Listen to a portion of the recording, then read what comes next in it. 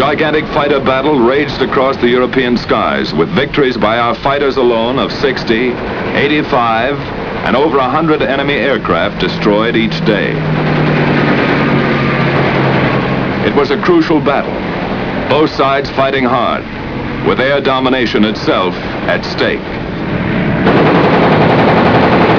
The Luftwaffe disappeared from the skies, and the day arrived when a huge bomber mission with full fighter escort flew a round trip to Berlin without challenge by a single enemy fighter.